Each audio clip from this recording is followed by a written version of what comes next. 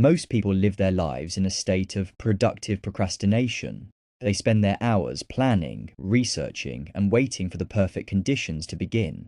They curate the ideal environment, wait for the right resources, or look for the perfect moment to launch. But while you are waiting for the right time, the gap between where you are and where you want to be is widening. Today, we aren't talking about motivation. Motivation is a fleeting emotion, a surge of energy that inevitably dissipates when the work gets difficult. Instead, we are talking about the architectural framework for a high-performance life.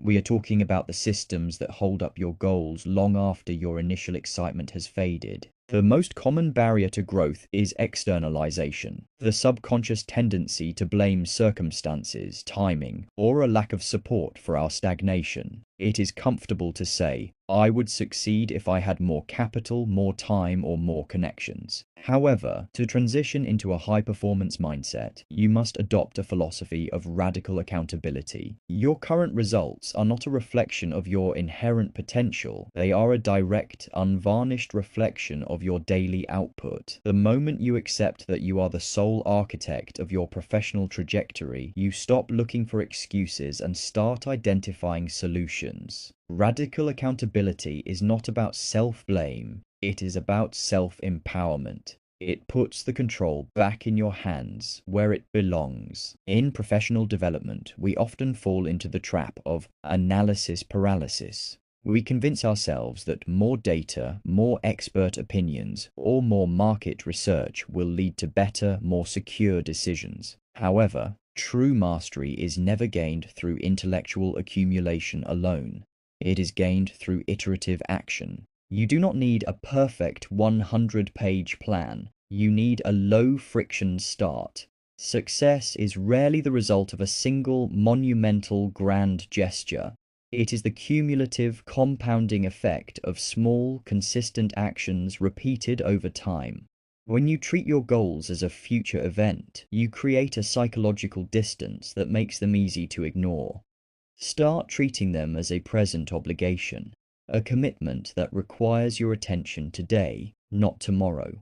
High performance is not about the total absence of resistance. You will always have a version of yourself, a part of your brain that is evolutionarily wired to prioritize safety and comfort over growth. This is a biological drive, not a character flaw. It is the part of your mind that suggests you take the easy path, avoid the risk, or postpone the difficult task. The objective is not to eliminate that voice. It is impossible to do so.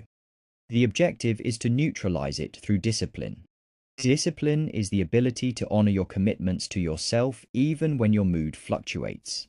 It is the bridge between a vision and a reality. When you act in alignment with your goals, regardless of how you feel at the moment, you weaken the influence of that comfort-seeking voice. You are not waiting for an invitation to succeed.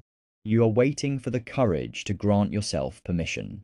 The most respected, influential figures in any industry did not ask for a seat at the table. They built their own. Moving forward, I challenge you to treat your daily habits with the same, if not greater, rigor you would apply to your professional responsibilities. The transition from existing to achieving happens the moment you decide that your time is your most valuable asset. Stop preparing. Stop rehearsing. Stop waiting. Start executing. Your potential is meaningless without the action required to realize it. The architecture of your future starts with the very next decision you make. Own it.